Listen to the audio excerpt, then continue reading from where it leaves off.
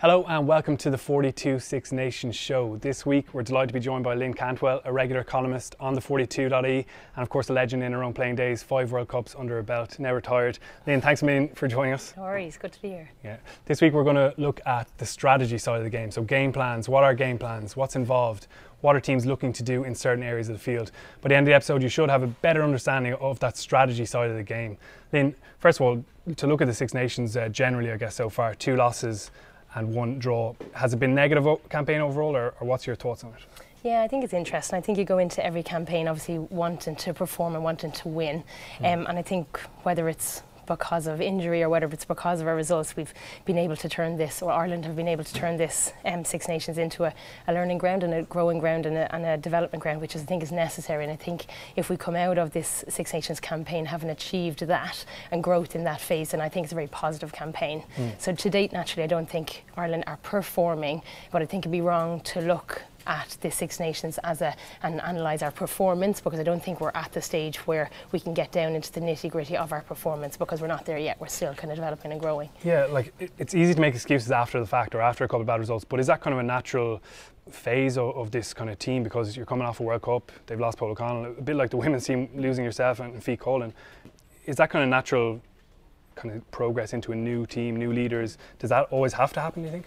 I don't think it always has to happen, but I think it commonly does, definitely in the modern game, because just by nature it's results now. It's a business type of an environment, and as a result of it, the coaches, because of their contracts and so on, they want results now. But I think just by nature, rugby and sport are in cycles, so you build up to 4 years, you build up to 8 years, and as a result of it, you know, the bigger picture, it's important to succession plan and trying to build so that those lulls don't happen, but they naturally do after every campaign. So I think therefore you have to keep the perspective on it to make sure to not get too disheartened by what's happening now, because it is part of a bigger picture, and you hope that, you know, the powers that be are planning for that next phase. Yeah, like one of the complaints maybe, or concerns after games you hear from some fans, would be that maybe Joe Schmidt's game plan isn't working. I think that word is thrown out there a lot, and strategy maybe is an element of the game that we don't understand as well as players and coaches do, obviously.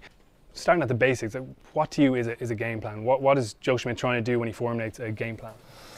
I think a lot of factors are involved and are considered in creating a game plan.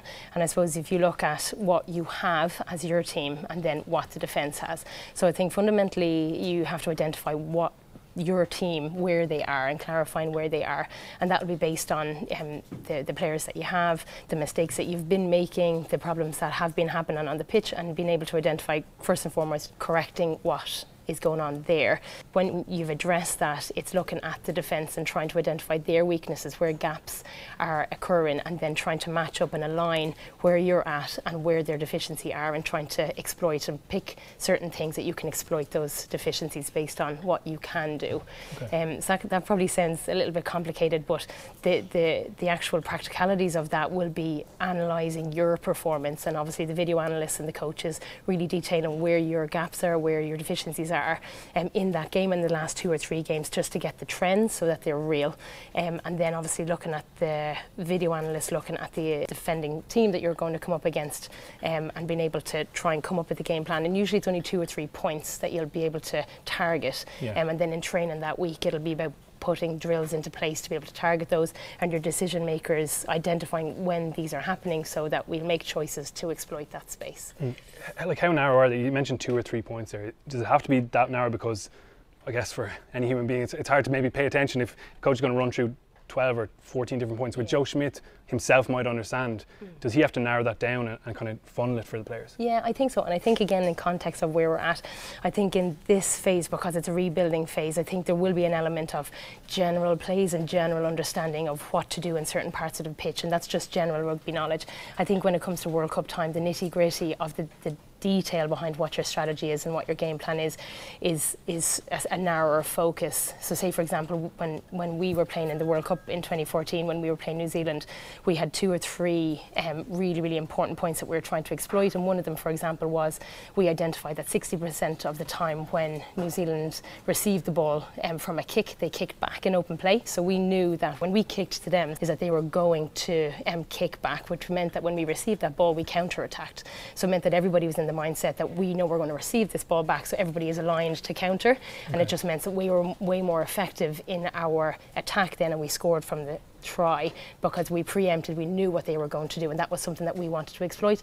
If you hadn't identified that in your video analysis, you probably would have kicked to New Zealand, expected them to receive it, to play it, or just to kick to touch, and therefore your mindset as a player is you're about to switch off because you know it's going to settle, as opposed to being in the mindset of, oh, let's get ready to counter. And it just meant there were more players aligned to try and attack, and it just meant it was harder for them to defend. So that's maybe in the players' heads off the ball. So I think I remember the try was Niamh Briggs countered and Alison Miller ended up scoring in the left corner. Yeah.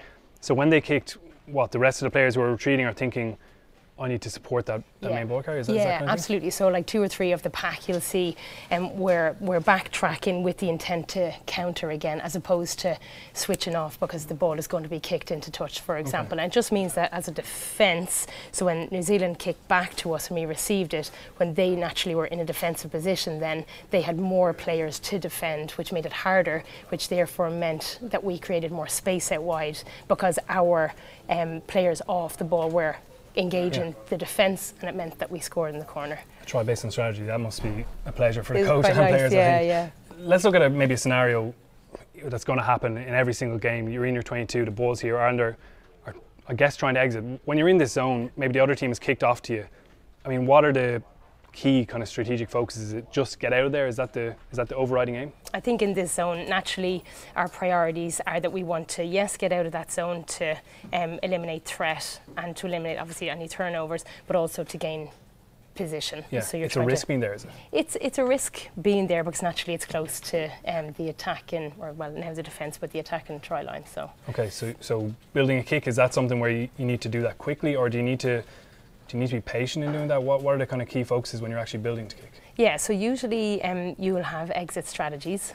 So if you receive a kick, just depending on where you receive that kick, like nowadays most kickers will have 4 or 5 zone that they can kick to. You know, more commonly it's just that top, say left, say for example, deeper left, there's kind of central options, or say over here, depending on where the pack are aligned. So say for example, if we receive it over where these guys are at the moment, your exit strategies, the players will go into that exit strategy mode where they'll secure the ball, so that ball has to be very, very secure, and you'll probably commit more players to that than say for example you would if we were attack in the defensive 22, because we know this is just secure ball, as opposed to I don't need to get out of this ruck to be an option elsewhere. Attack, So it's really, really secure. It's really, really important.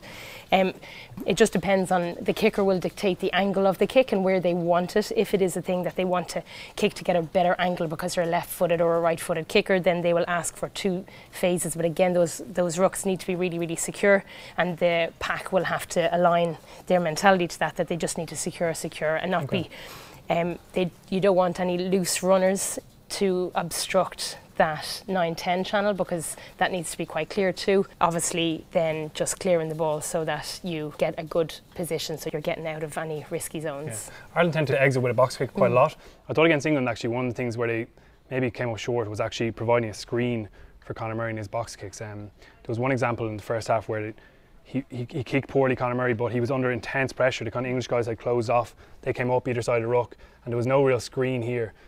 You actually saw England do it really well. I think Dylan Hartley actually shouldered CJ Sander at one stage, obviously risking getting a blocking offence or whatever, but coaches talk about fine margins, but those little things can actually make a difference because Conor Murray kicks poorly and England are straight back on the attack. One of the other ways, I guess, to get out of your 22 is actually to run it. It's something that's perceived as a huge risk, but we've actually set up a little scenario here. Italy are actually posing as the English team in this case, but Ireland actually ran out of their 20. They tried to run out of their 22. It was actually a bad pass from Rob Kearney. They ran a little screen play to Johnny Sexton. He passed out the back to Kearney, who passed to McCloskey, gave him a pretty awful second touch in his international test debut. But like, was that a good strategic decision? I think they had Anthony Watson back here, they had Billy Vunipola and Mike Brown. Are out halves constantly looking for those chances and maybe the opportunity to run? Yeah, absolutely. And as I say, like, we know that it's not a coincidence that people kick out of obviously the 22 because we just want to get possession. If you try to run out of your 22, then that's very hard for the forwards, the pack, and that just you expend a lot of energy to get here when you could just kick it and obviously save a lot of energy. So that's the reason why usually we kick out of here. But naturally, tactically, if you're going to kick, you're basing it on your numbers. So obviously Sexton, Murray would it's just they're analysing, they're doing their numbers the whole time, they're looking for mismatches. So naturally, because teams know that Ireland kick quite a lot, usually they'll throw a couple extra players back, which naturally means if those players have been extracted from the line, there's space out wide. So usually if this winger will drop, that's a no-brainer. That's a huge mismatch. We've got 2 over. So if these passes can be quite effective and accurate, then it means that we've got 2 very fast guys against a drift defence with just buckets of space, which means that there's a lot of opportunity out here, but only if it can be executed effectively inside. Yeah. I think that was the thing that was probably failing. Ireland actually put themselves under quite a bit of pressure, but I think the thinking behind it was actually very sound. It's actually interesting that Sergio Parise drops deep for Italy a lot. Like, he likes getting back in that position. He probably sees himself as a bit of a playmaker, and he wants to get on that ball up, but it can leave them a little bit short maybe in the front line. So I definitely think there's opportunities there for Ireland. But I guess just to sum up, in this zone, you got to be really secure with the ball, and you got to just maybe build a better position. Yeah, absolutely. Like we made our decisions based on 3 principles, whether position is our priority, possession is our priority, or points is our priority, and a lot of our decisions on the pitch and what we do in those is that relative to where we are in the game and the threats that are being imposed to us on the game, what we want our outcome, to what we want to achieve by our outcome. So in this part of the pitch we want to achieve a good position, and that's why we'd kick or run it depending on what the defence are doing. Okay, so moving away from that, I guess the red zone or green zone as some teams call it, I think people get confused between that. Red zone we'll say and green zone is the attacking area, to this kind of amber zone or orange zone, white zone, whatever you want to call it. Between the 222s generally is where teams like signify that zone. What are the key things in that area? I guess it's a really good attacking opportunity? Yeah, absolutely. Like we identified here, commonly the overriding outcome that you want to achieve in this zone is for position, so to get out of it and secure position elsewhere so that you provide a good platform for you to attack from, that you can be more effective in this zone, this amber zone that we're talking, or orange zone. Usually this is a zone where we're trying to make something happen so that we can create mismatches, make breaks. We have just more kind of freedom in this zone to create space so that ultimately we can get into our green zone, which we know is easier to convert to points. Yeah, I guess it is a great opportunity because the defensive team has to cover obviously their front line. They don't want to get breached up there, but they also have to cover a lot of backfield, and probably it's more difficult than actually defending against an exit, because the team can play attacking kicks, they can play grubbers, they can play a diagonal, a Gary on a bomb, so there's a lot more for the wingers to be thinking about. So you'll often find their drop back obviously to cover that space. We're going to look at one example here maybe. Again, Italy are posing as the English team. They attacked against, this is for the first try, Anthony Watson try that England scored against Ireland a couple of weekends ago. How difficult is it for the defensive team first of all in this area? Because a midfield attacking scrum seems like a fantastic opportunity because you have all that space to play with. It is difficult, but again, our principles are simple enough. Like as an attacking team, so if we were England playing in blue, then what you will base, if it's a midfield scrum, you're basing which side you go based on what Ireland are doing. So for me, we would make a lot of decisions based on a fullback. So if I was a back, I'm looking, where is my fullback? Is it this side of the scrum, and therefore I don't want to go there, I'll go the other side, because then we've got a mismatch if I add in my 9. Whereas England chose to go this side even though the fullback was here, which I thought was interesting.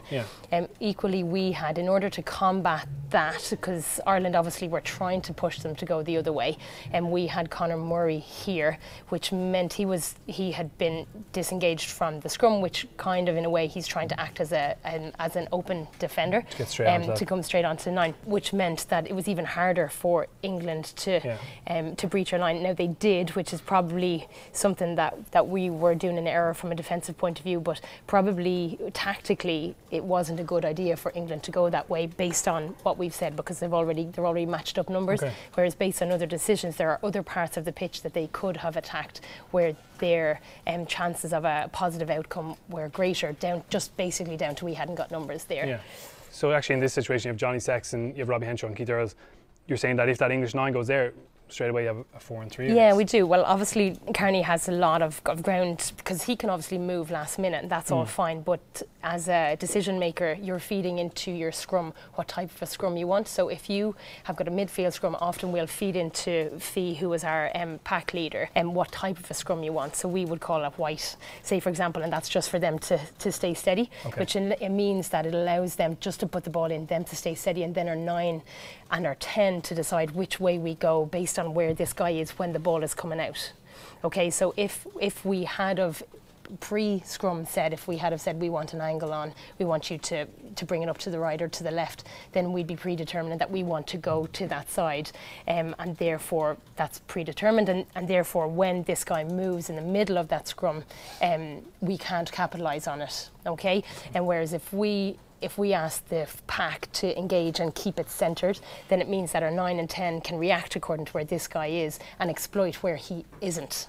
Okay, so obviously if Kearney, when they put the ball in, if Kearney had moved across, then we would have exploited this side, whereas Kearney stayed. So technically England probably should have gone the other way. But they did come this way and they still actually made ground. So you can make anything good decision if you're on hard. Exactly. How much is that kind of, I guess, that strategic feeding into the forwards? Does the same apply at line-out time? Are you feeding in a message there like, listen, this is the exact kind of ball we want? Yeah, I think so. I think it's a little bit trickier with line-outs, but similarly it's given feedback as to where we want to attack, as like if there's a space at the back of the line-out, for example. But definitely we can manipulate what happens while the ball is in a scrum, while it's actually happening, based on what's happening outside of the scrum, definitely. Okay. Do different teams have, I suppose, a limit on what they do in this area? Because one of the things with England we've noticed probably is they play 3 or 4 phases in this amber zone, and if they don't make a big gain, they'll send a massive bomb up from George Ford and try and chase and maybe even regather the kick, and they've actually done that quite well. Do teams maybe put limits on themselves, say, look, let's try 4 or 5 phases and then move on? Is that kind of thing happening? Yeah, I do think so, and it's probably based on what is happening, and if they have an understanding as to what we want to achieve from this zone, and if it's identified that we're not achieving that in 4, 5, 6 phases, then naturally your mentalities, you're shifting to a different tactic to try and get that outcome. So I suppose what we're saying in this zone, our outcome we want to achieve is we want to definitely maintain possession, but we also want to advance in our position. So if you find that your choice of call is not achieving that, then you want to try and maintain momentum and get it further down, whether that's a little kick. But again, as well, if we micro play that, if you identify, even though we're not making ground, but it's not worrying. But however, if your 10 identifies that your winger has just come up into the line and there is space out there, then he's got freedom to think it over to try and exploit that space, because again, this is the zone where we're trying to advance further up the pitch. Yeah, I think Ireland have actually attacked quite well in this area. They've even set piece up was in great. There was that strike Johnny Sexton went through against Wales, a kind of double screenplay, worked really well. Against England, some of the kind of rugby league style shapes with the forwards passing worked really well to get to that width. It's probably been the positive, but I would guess that's maybe because there's a little bit less, I don't know, mental pressure on them. When you get into that 22, you kind of have to score. But Ireland seem a little bit freer and a little bit more willing to not take risks, but maybe try something different in that area. Would that be a fair assessment of things, do you think? Yeah, absolutely. And I think that's brilliant to see. Obviously, we're trying to promote, we know that they've got buckets of talent and buckets of skill, and we're trying to promote that kind of play, because I suppose ultimately as a back, the more creative the attack have, obviously it's way harder to defend, and in this zone there is a lot of space, so there's a lot more opportunity to exploit and to make ground. So it's great to see Ireland doing that, because they have got it. They just need to actually put it into practice so that they equally can put that into practice in our point scoring zone. Yeah. For an outside back, how exciting a zone is it? Like as a 13 or as a wing, maybe you probably tend to get more. Probably the only place you get rid of one-on-one opportunities. Is that something that maybe as a 13 you were always scanning for? Where's the prop? Where's Mike Ross on the opposition team? Yeah, no offence, Mike Ross. Yeah, exactly. Yeah, I know different sides call it different things. I think mismatch is probably the best politically correct way of calling it. But absolutely, if I saw a forward in the back line, in particular if you saw a slow forward in the back line, or for example if you saw a slow back in the back line, we want to exploit that, you know. And again, similar things like little injuries, people's weaknesses, left hand, right hand, you want to push people onto their weaker hand, for example, and they're all the things that you're processing in your mind and feeding them to other players to be able to exploit those gaps. Anything to make a bit of space, to be honest. So I guess now we look at the green zone, as we're going to call it here today. Ireland attacking in the Italian 22 this weekend. What are the kind of core strategic thinkings here? What are the elements that they really need to think about Ireland here? I suppose we've identified the 3 different outcomes that we're trying to achieve from each different zone and every play. It's not just zone, it's every play. So we identified here, obviously a lot of it is about position, a lot of it's here is about possession and similar position, and most certainly in this zone we're looking for points, so your 3 Ps. There's loads of different tactics that we can do to convert our possessions to points, but ultimately we need to come away with points from this zone. What are some of those tactics? I suppose in this zone we know that the defence are going to be quite aggressive. We know that the line speed is going to be harder, and therefore we're going to be under pressure. So commonly we'll have a lot more short targets. The Aussies do it quite well, and New Zealanders obviously they'll have that backdoor option. The Welsh do it quite well obviously too. So that's definitely more advanced play. You just want nice and short targets, but really, really tidy, really, really easy targets that are easy for the forwards to come onto and secure that ball. They're the type of plays that you will call in order to make sure that you come away with points. Like, does that mindset, like, you have to score points, is that a negative thing, or should it be a negative thing? Because it seems from the outside that Ireland do tighten up a little bit, and it's something that they've rejected. They say, no, look, our players are free in the 22 to do what they see, but it seems like it tightens up mentally a little bit. I think so, to a certain extent. I think that's only natural. I suppose that's the challenge of professional players and every player is that you have to be able to manage that, because ultimately this is the easiest zone to score points in. It's probably one of the only zones that you can score points in, because obviously there's the try line. Yeah. So as a result of it, you have to be able to cope with that to convert that into points. Okay. Is actually aiming to win a penalty, is that a strategy in the 22? Yeah, certainly. Yeah, certainly. And again, it's taken in the context of the game when Italy and France played in the first game of the Six Nations, and Italy were so close to being able to get a penalty, because France are known to be indisciplined. But Parise took the drop goal, which failed. And most certainly that was 15, 16, 17 phases. Very, very good strategy to be able to say just pressure, pressure, pressure. Once the Irish mindset is that we are ultimately always trying to make ground, but it needs to be safe, and we will more than likely force the defence to give away a penalty, and then we've got 3 points. Thank you very much. Okay. Like, the thing we most commonly see, as you mentioned, is just one out, hit up, another ruck, try and lengthen that ruck out so it's hard for them to fold around. We've talked about it on this show quite a bit.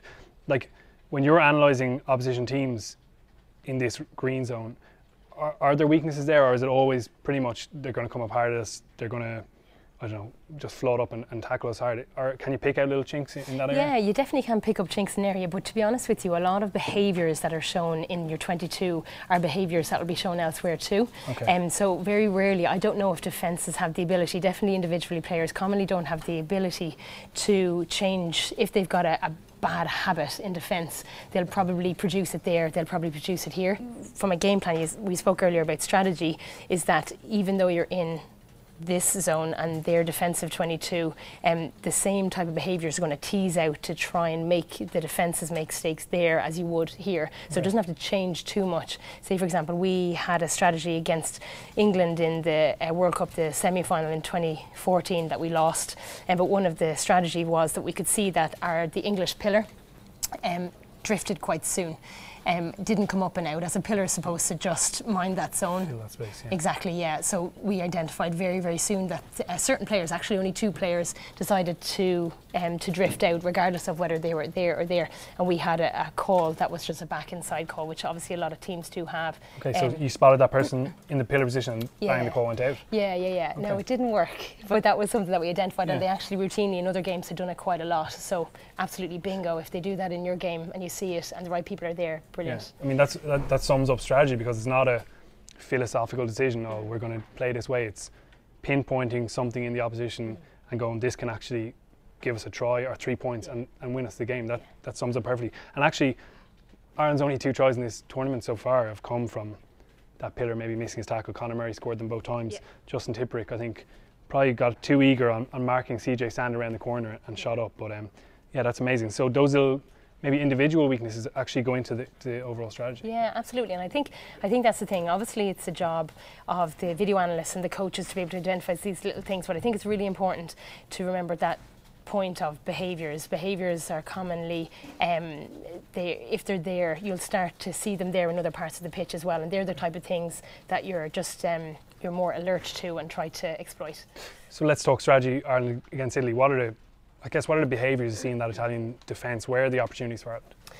I think there's plenty. I think Italy are a good team, but relative to the other teams at the moment, I think they are not as good as the rest. So I think there's opportunities in a lot of places. I suppose if we're talking about Ireland's attack, Italy's defence is quite scattered, I think. You know, yes, they're good at a drift defence because they're commonly on the back foot and trying to just save at all costs. But it's clear that when you look at their defence, they second guess quite a lot of decisions that they all make. So as opposed to just having that basic framework that they all trust. They know instinctively, you know exactly what everybody else is going to do. They're not going to make a basic mistake in defence. They seem to commonly be watching, are you going to get that tackle? Where am I supposed to be in this ruck? Do I need to help you? Do I not need to help you?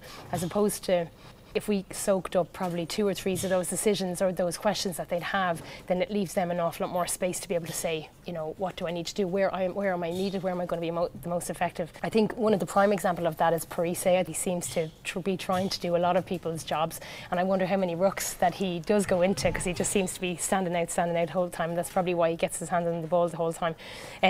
But I think from that point of view, Italy are vulnerable, and how we exploit that is that we have to be quite reactive to their space, because I think their space is going to be everywhere. So as opposed to us being too prescriptive as to what we want to do, I think we have to be ready to react, because there are going to be spaces there, and we need to be able to just align that to exploit them. Couldn't agree with them more, because you look back at the tries they've actually conceded in this championship, and there's so much variety to the attack. They may start with one idea, but they'll actually cut back against the grain, go back left, go back right, throw in an offload maybe, not reacting to the defensive kind of alignment or this passive tackle. So yeah, I think there's massive opportunities there. It's going to be really exciting to see how Ireland attack the Italians. Certainly, like historically, Italy have maybe faded in the final quarter, and again this championship they've kind of been in decent positions around the 60-minute mark, and they've kind of faded out of the game. Maybe not always winning, but in contention. Is that part of Ireland's strategy? Does that thinking come into it? I think it has to be. I think that, like, we've seen it in every game, and as we spoke about, you know, behaviours that happen, they are reproducible. Previous behaviours usually predict future behaviours. So England tiring in 60 minutes, I don't think they're an unfit team, but whether it's mentality or their mindset, whatever. So we need to exploit that. Different ways that we can exploit that. Ireland can play a certain game in the first half, and if it all goes according to plan, they can change that in the second half, which is going to obviously take Italy by surprise potentially. Now, if it happens that how we play in the first half, we exploit them a lot and score lots of tries, then great, let's keep on going with that. But if you find that they're staying in touch like they have done against England and they have done against France, and we go into that second half, us changing how we play, I don't think Italy will be as reactive and able to react to that, because as we've spoken about already before, they haven't got that ability to react as much, which means that we're definitely on the front foots there, and hopefully can convert that. Absolutely. It'd be fascinating to see what kind of game plan Ireland put out there. Thanks a million for your insight. Really enjoyed having you in, and thanks everyone for watching at home. Don't forget to subscribe on YouTube, and we'll be back next week, hopefully reflecting on Ireland's first win of the 2016 Six Nations. Cheers.